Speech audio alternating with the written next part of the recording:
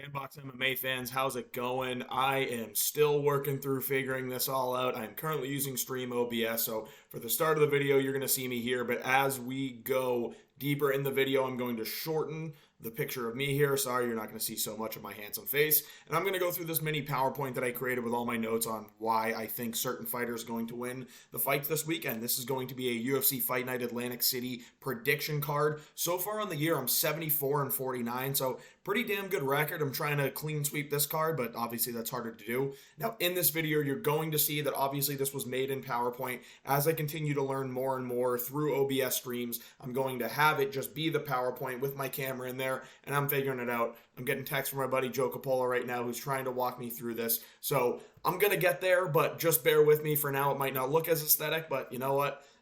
We're going to get there, and for the people following me from the beginning, you're going to be able to see a fun journey. So to start off the card, first of all, I think this is another pretty shitty card. I have no idea how the UFC can go to a location like Atlantic City and put on this kind of a fight night. All the hardcore wannabes that say, oh, this is a banger of a fight night.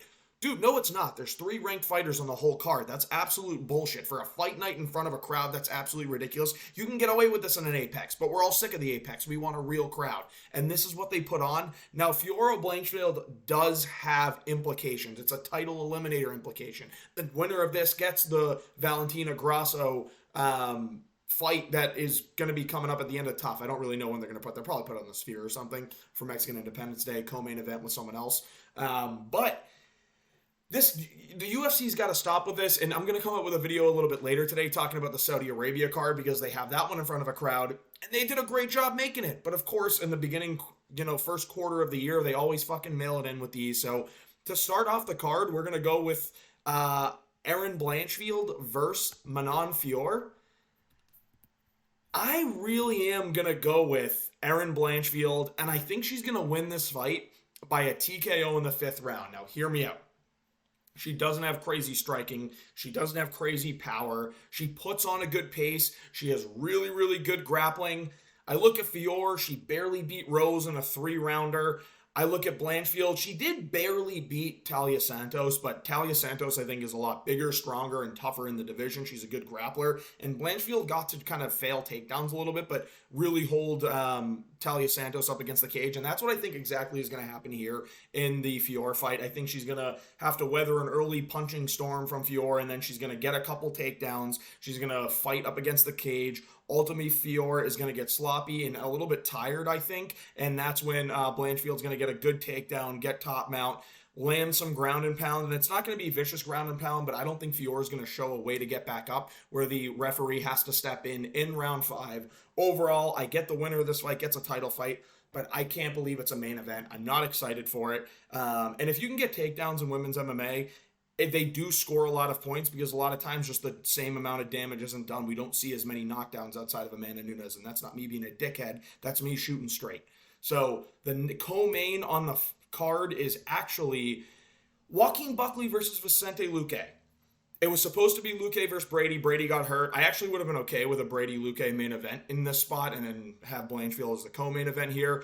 But Buckley steps in, not a ranked fighter, but he has looked pretty good at welterweight. Luque overall, I think, is the more talented and the better fighter, but he got a serious brain injury against Jeff Neal to the point where he had a brain bleed and he was out of action for a while. And then he comes back and again he beats up RDA, but RDA doesn't know if he's a welterweight or a flyweight yet. So that's where I kind of look at this and I get really, really nervous for Luque because you have Buckley who's got a lot of power in his kicks. He has some power in his hands. It's not ridiculous, but he has enough to seriously damage Luque. And I think Luque likes to get into the fire a lot. Buckley's, his body kicks are going to be a really big part here. And I could see eventually Luque hating the body kicks, the arms coming down. He throws a head kick up top, gets that knockout. I'm going to go with Buckley round 2 knockout over Vicente Luque.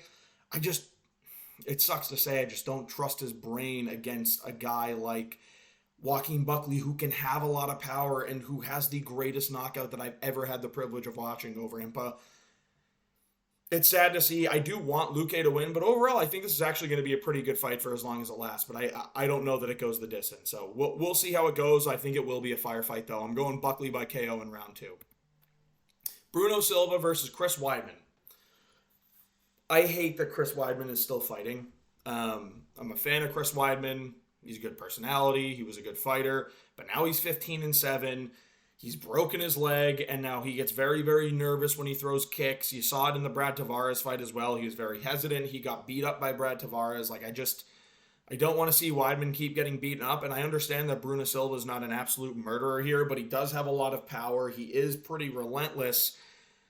I think that he is going to end up winning the first 2 rounds based off of damage, power shots, really working in the boxing well, and I just don't think that Weidman necessarily has it anymore.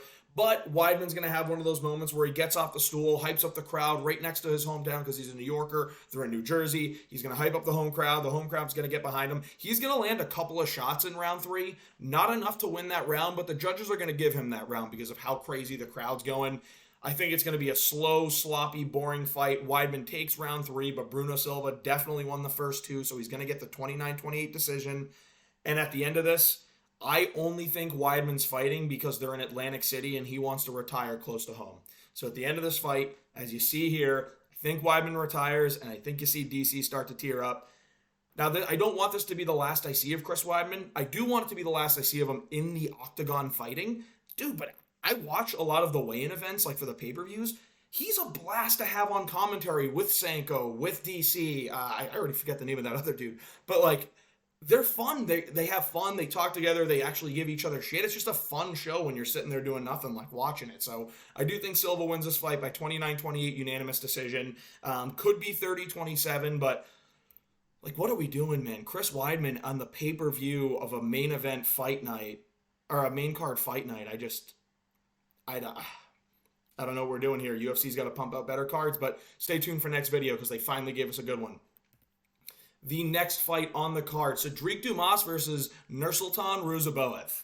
Cedric Dumas has improved a little bit each fight. I understand he's not that good. Nursultan Ruziboev has dangerous power. I do think Dumas is durable. I'm going to go with a crazy Dumas upset. I think he's just going to get a weird flash knockout. The dude is a criminal. He just got in trouble for battery in February, so I don't know how much his training camp went into there. But I don't know, some of those prison workouts could be dangerous. But I don't know why I like Dumas. I kind of just like him to win this fight, though. I think he's going to have the better gas tank than Ruziboev, even though I might get proven wrong there. And yes, he lost to a guillotine by Josh Frem, but Josh Frem is kind of sneaky with the jiu-jitsu. Ruziboev's subs have all really come from arm submissions, Kimuras, arm bars, things like that. He has a couple rear naked chokes, but I don't see him getting the back. I do think this is going to end up being a stand-up fight, and I just see, after losing round 1, Cedric Dumas catching Ruziboev with a punch or a kick, something crazy, and just TKO him in round 2. So I'm going Dumas with a crazy upset here. He's like a plus 250 underdog, so if he gets this upset, I'm going to feel really, really good about it, but I fully understand Ruziboev should win this fight. Something about this fight feels like Cedric Dumas is going to get a fluky knockout here. Kyle Nelson versus Bill Algeo. This fight's going to be razor close, guys. I know that Bill Algeo, we like the work he does. Good cardio. He has really good durability. He can weather early storms, as we saw against TJ Brown. He has a couple of really, really good wins on his resume. But I do like that Kyle Nelson, even though he's very basic, I kind of like it. It's a good style for him. He's going to throw the jab. He's going to throw the 2. He's going to throw a leg kick. He can throw some uppercuts and hooks. I think that he is going to win this fight based off of damage. I think you're going to see some situations where it's a pretty even exchange. Algeo's tallying up some points, but all of a sudden, not in the Dan Ige knocking down Nate Landwehr style, but kind of similar where he lands some really good shots and you see Algeo wobble. You see that Algeo's the one that really gets hurt more in the exchanges, but Algeo's picking apart, tallying up strikes, gets wobbled. Tallying up strikes, gets wobbled. And that's where I think this is going to be an extremely close fight that it's going to go 50-50. I'm going to go Nelson to win by a 29-28 split decision, though. I think that this is destined for a split decision unless Algeo just doesn't get touched, which he has been touched in some of these fights. I understand he's elusive, but he really does get touched. Kyle Nelson's really in his prime now, and I know that his prime isn't, the craziest, but I think he's just going to get this fight done based off of damage, but I do like Bill Algeo. I think he's fun when he plays the heel. He just calls out the crowd. I just think Nelson's going to get this one done by a split decision, and a lot of people in the Instagram comments are going to call it robbery because that's what everyone does nowadays when they don't like a decision that they lost a bet on. I'm going Nelson, 29-28 split decision. Next up on the card, Chidi Njokuani versus Rhys McKee. And Njokuani's going to get a knockout in the first round. He's the better striker. He's stronger. The gas tank is suspect. But he's got so much power. And even coming down from middleweight, and I know middleweights are shit, I don't think Rhys McKee's that good. I really don't. And I think Chidi has some dangerous striking in that first round. He almost knocked out Gregory Rodriguez, but Gregory Rodriguez had the comeback of a century. That was insane. But Chidi's going to get this fight done by knockout in round one. It is going to be a clean knockout. You're going to see him land good leg kicks, land good body kicks, and throw a 1-2 down the middle that is going to put Rhys McKee out cold, snoring, staring at the ceiling. I think that's how it's going to go. If it gets to round two, I am a little nervous about the gas tank, but I'm going Chidi to win round one knockout. I mean, who are we kidding, guys? He's going to get this one done. But of course, like, how is this opening up a main card on a fucking fight night in front of a crowd? Stupid work from Dana White. But hopefully quarter two of 24 is much better because I just, other than the pay-per-views, quarter one has been a fucking nightmare. Jamal Emmers is going to KO Nate Landwehr in round two. This is actually a fun fight. I very much enjoy this fight. I think it's going to be a lot of fun. I like these two strikers. They're powerful. Like, Emmers is very powerful. Nate Landwehr is really good at getting the crowd hyped up, and he's pretty technical. But we see when Nate Landwehr likes to go in the fire against these power punchers, he gets put down. And Jamal Emmers has an insane resume for a dude that we just don't hear much about. I actually think he's a very talented fighter. I think he's top 15 level. This is going to be the fight that if he wins, which I think he's going to do by a second round knockout with a straight two down the middle, I think this is going to be what jumps him up into a fight, into the rankings, fighting a Dan Ige, fighting someone like that. Very, very interested to see how this goes. But I feel really confidently that Emmers is going to get this one done. I'm going round two. I think that he can implement some grappling against the cage. That's really good. I think he's got more power, though. I like his finishing ability. He's getting this one done by a round two knockout with a 1 and then a 2 right down the middle to put Nate Landwehr down. He's going to finish it with ground and pound strikes. It's going to be a little brutal, I think. So round two KO Emmers.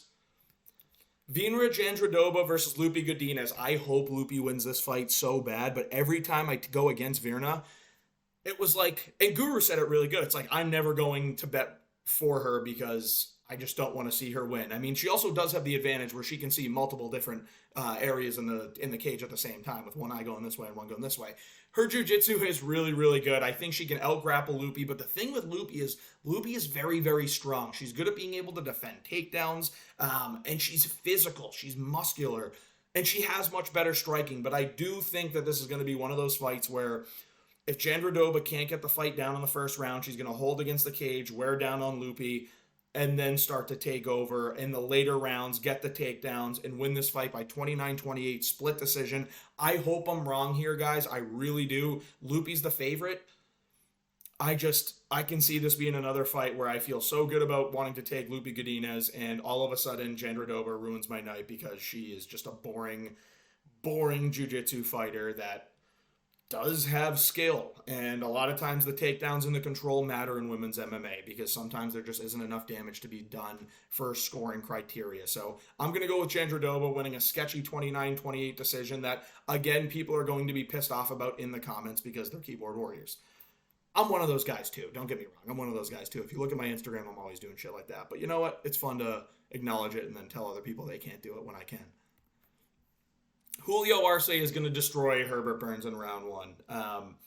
Herbert Burns sucks, dude. He's a quitter. Like, he's an absolute quitter. He's not in the UFC if his brother isn't Gilbert Burns. He is soy as hell. He has good grappling. He has nothing else, but he is an absolute quitter. And Julio Arce is kind of a menace. Powerful dude, good striker, has some grappling as well. I think this is an easy KO in round one for Julio Arce. If he doesn't get subbed like a guillotine in the first minute, this isn't going Herbert Burns' way. He's going to tuck into a corner and just get beaten up on and then cry after the fight because that's what he does every single time. Julio Arce is going to get this one done. This is the easiest lock of the card, but it's also like a minus 450 favorite, so everybody knows that this is going to happen. Julio Arce, round one knockout via Herbert Burns getting hit once and quitting. Dennis Buzukja versus Connor Matthews. Connor Matthews, New England cartel guy. I like his style. I think he's talented.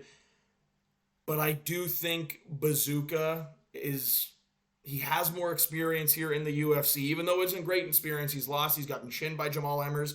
Jamal Emmers is a really, really good fighter. I think Bazooka is going to win this fight by UD. I want to say 29-28, and I want Connor Matthews to win really bad. New England cartel guy. Really do want him to win. I'm from New England. I have a feeling Bazooka is going to get it done. I like his experience in the cage more. I don't think he's hit his full potential. Again, I don't think he's this world beater, but I do think he's a pretty decent fighter. He's just got some tough matchups that he's gone up against.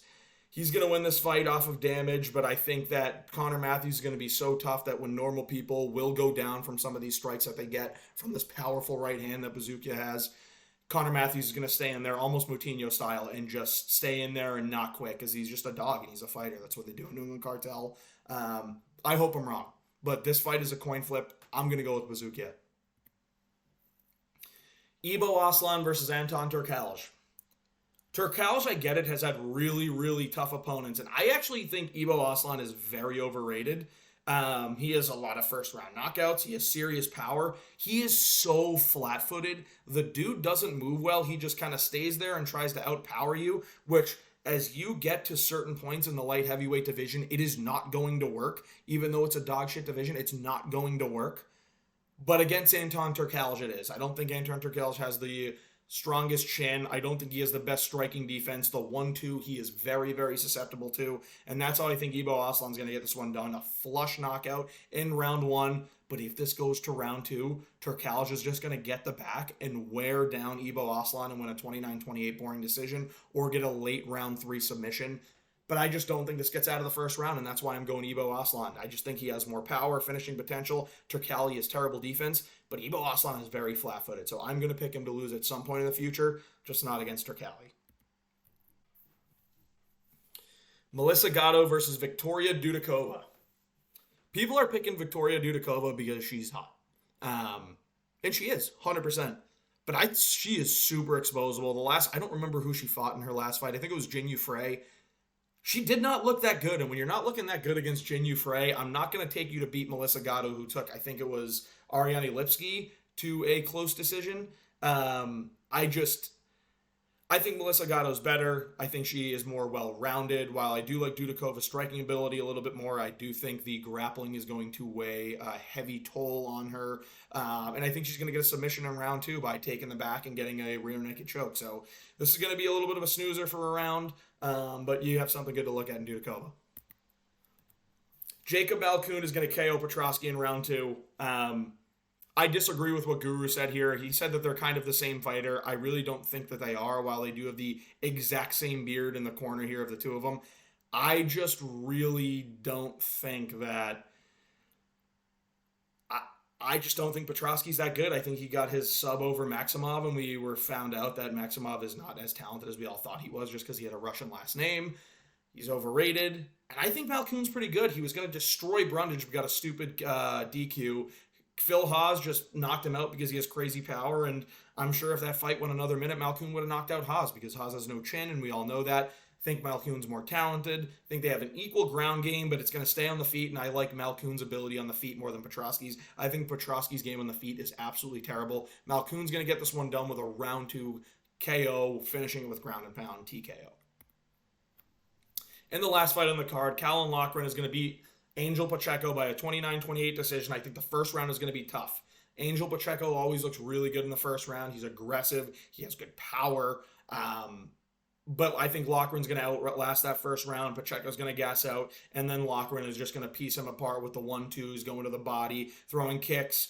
I think that at the end of this fight, he's going to win a clear 29-28 decision. He's going to get the mic and try and be Conor McGregor and make a really cringe call out. And we're all going to say, damn, I can't wait for him to fight someone that he is going to get sparked by. So Callum Loughran's going to win this fight, but I don't think he's anything that the division really needs to worry about.